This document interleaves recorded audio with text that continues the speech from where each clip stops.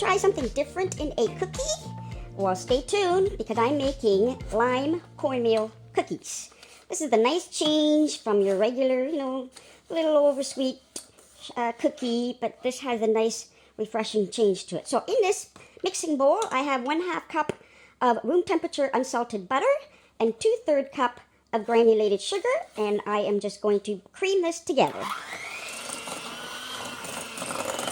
You want to make sure that butter is nice and softened and creamed with that sugar. So I'll just keep doing this for a minute. So that butter is nice and creamed, and now I will add in 1 egg to this to this butter and sugar. And I'll take my lime and the zest of a lime. So I've got this nice little zester, and I'm just going to zest it right over this bowl. Try to get every little... This is a thin-skinned lime. I can smell it, but I'm not feeling much of a zest coming out. If you find you're in that situation, what you can do is get a potato peeler, like so, and then grate it. You'll get more out of it. Maybe not. I didn't pick this. It was thick-skinned, but this lime has been sitting for a while in my refrigerator, so it's gotten thin. But it's still good. It's just that the skin is very, and see that white? That's a pith. You try not to get too much of that in when you're peeling this. I'm using that potato peeler. I've managed to cut off some skin, so now I'm going to really finely slice this, and this will be just as good as if you've had zested the lime. This is a good little hack if you find your limes, or even if you're using lemons, or even when you're zesting an orange, that the skin of the fruit is not thick anymore and you can't get much of a zest going, then this is what you can do.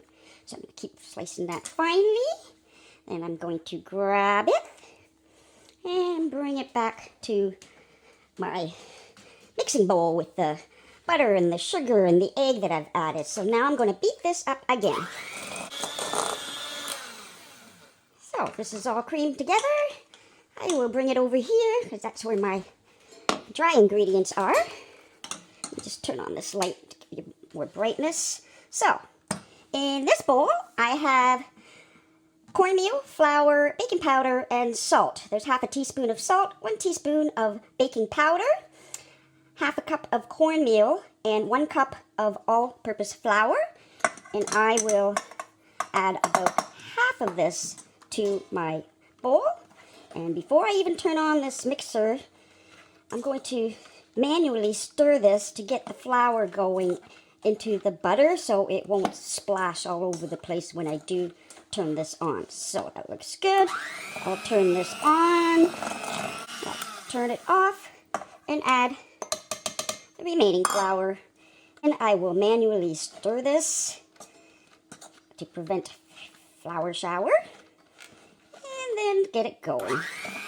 Make sure that that flour and everything else in the pool gets nice and combined.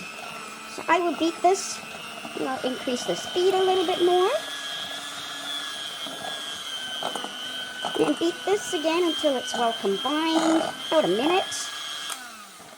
I will stop and grab a spatula and scrape the sides of the bowl.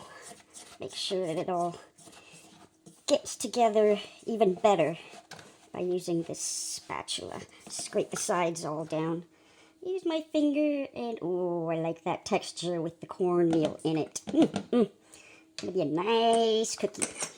So, let me finish this off.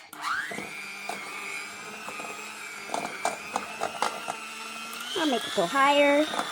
I will continue to beat this for about 30 seconds. Okay, I beat this to how I think it should be. I'll take the beaters off, throw it away. Then I will dump this dough onto my counter and form it into a log. And then once that log is done, I will wrap it in plastic wrap and put it in the fridge and let it sit in the fridge for an hour. Now this, what's great about cornmeal in the dough is it doesn't get as sticky to the counter or whatever work surface you're using than if you were using flour. If you were using just flour, you'd probably have to dust this work surface with flour. So, I'm going to get this into a nice log. You can smell the lime zest. This is going to be one good cookie. So, this is about a foot and about 2 inches wide. Then I will take this carefully and put it in plastic wrap that I have here. Keep it nice and straight. Roll it up in the wrapping. Make sure you give the ends a pass so they're all nice. So I will put this in the fridge and I'll be back in an hour to take it out and start slicing these. Cookie dough has chilled for an hour in the fridge. I will just unwrap this little baby and start cutting it into slices. I'm going to say about that thick, 1/2 inch maybe, and place it on my parchment-lined baking sheet. And I preheated my oven to 375 degrees. I will just keep on slicing.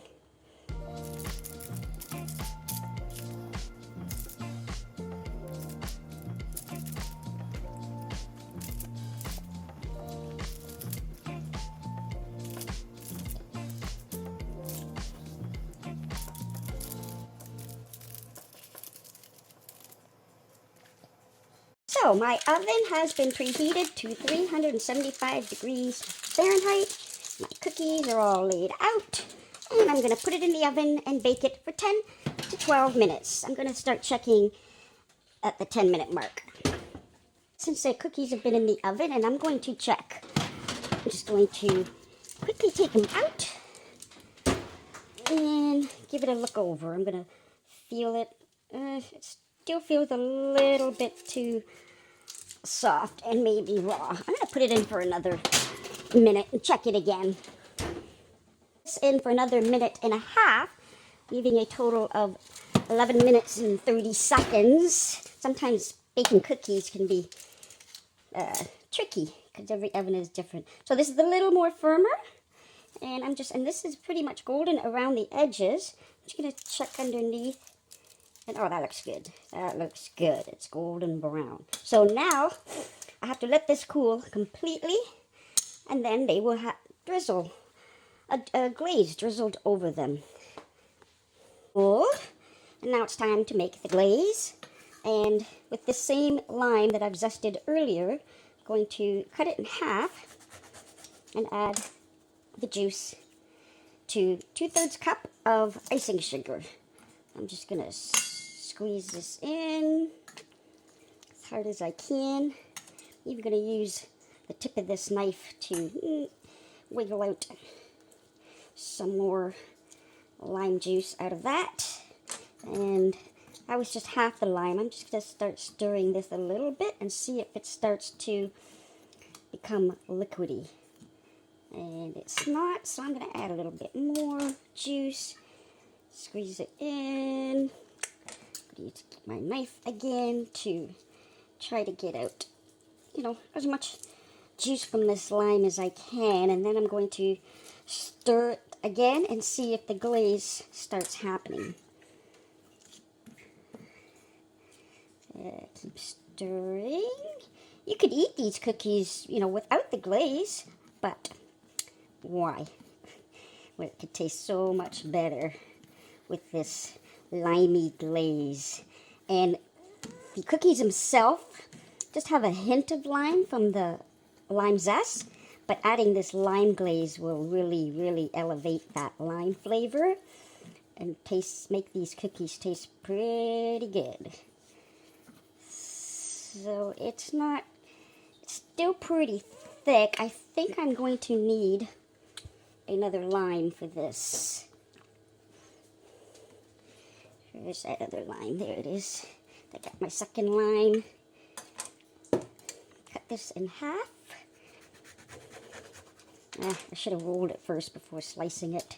If you roll a lime or the lemon before you juice it, you might get more juice out of it. Also, you can microwave it for about 10 seconds to start getting the loose juice. Get the juice loose. Loosey juicy.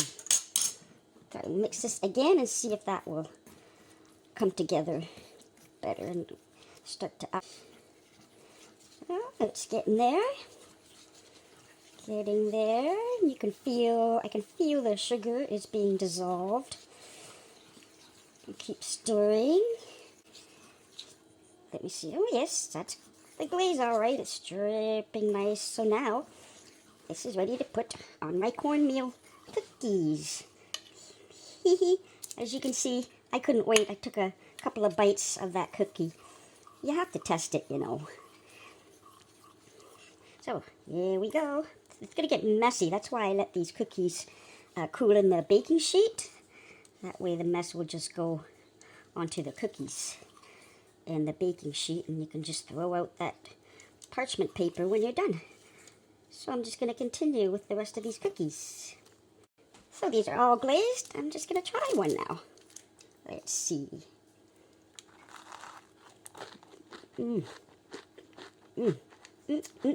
That glaze, just oozing with lime flavor, just makes this cookie, and it's got a really nice, subtle, gritty texture from the cornmeal. It's so good, I have to take another bite. Hope you make this. Thanks for watching. Bye-bye.